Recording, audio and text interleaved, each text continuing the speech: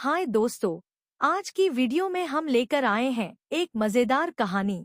और इसी तरह के वीडियो को सुनने के लिए हमारे चैनल DM कार्टून वीडियो को सब्सक्राइब करें, लाइक करें और अपने दोस्तों के साथ शेयर करें। चलिए अब कहानी शुरू करते हैं। कंचन के बेटे ऋषि की शादी कहीं नहीं हो रही थी। एक तो ऋषि मोटा, ऊपर से कमाई भी कोई खास नहीं। लेकिन कंचन को तो शौक था मॉडर्न बहू लाने का, और उसे एक दिन ऐसी लड़की मिल भी जाती है। हमें तो आपका ऋषि बहुत पसंद है, लेकिन मैं आपको साफ साफ बता देती हूँ, मेरी बेटी के शौक थोड़े से अलग है बहन जी।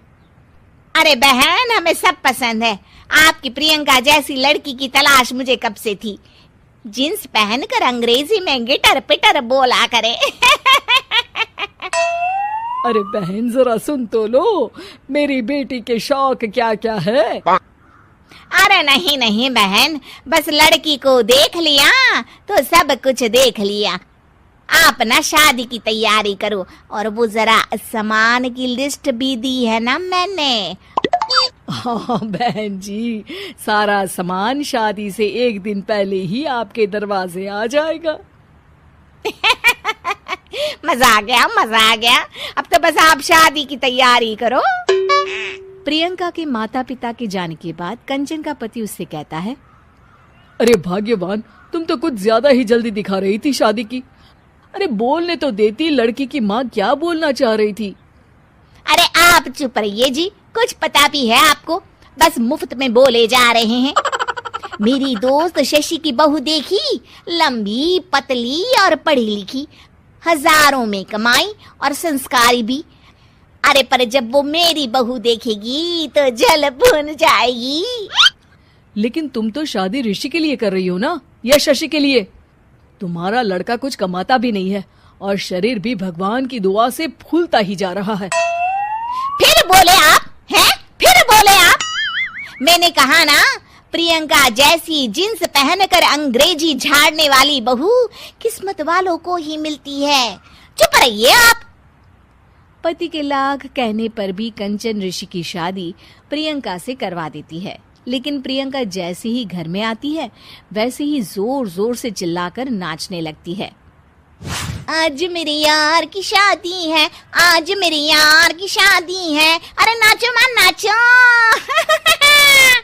आज मेरे यार की शादी है। कंचन, उसका पति और ऋषि ये देखकर हैरान रह जाते हैं। लग रहा है बहू को शादी की बड़ी खुशी है। हाँ हाँ, बहू क्यों नहीं, हम भी नाचेंगे। अरे नाचो नाचो जी, मुंह क्या देख रहे हो, चलो चलो नाचो, बहू कह रही है। कंचन ये कहकर प्रियंका के साथ नाचने लगती है। ऋषि और उसके पिता वहां से चले जाते हैं। अगले दिन कंचन अपनी सहेलियों को प्रियंका से मिलवाने के लिए घर बुलाती है, जहां शशि भी आती है। अरे शशि, कैसी हो? मैं ना तुम्हें प्रियंका से मिलवाती हूँ। अरे सच में बहुत ही एडवांस सोच की लड़की है। कितने मॉडर्न ख्यालात है उसके, पता है तुम्हें? अरे हाँ कंचन, जरूर। बच्चों की शादी अच्छी ही होनी चाहिए।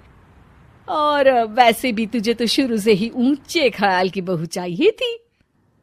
तभी कंचन की सहेली कहती है, अरे कंचन, बुलाओ ना प्रियंका को, हम भी मिल ले। अरे बहू प्रियंका, जरा बाहर तो आना। कई बार आवाज देने के बाद भी प्रियंका बाहर नहीं आती है, तो कंचन को बुरा लग जाता है। वो उसे लेकर बाहर आती है, लेकिन ये क्या, प्रियंका लड़खड़ाती हुई बाहर आती है और उसके हाथ में शराब की बोतल होती है। हालांकि शराब पीना स्वास्थ्य के लिए हानिकारक होता है और ये हमारी किडनी के लिए बहुत ही खतरनाक है, लेकिन कंचन की बहू प्रियंका पूरे नशे में होती है। अरे इतने सारे लोग।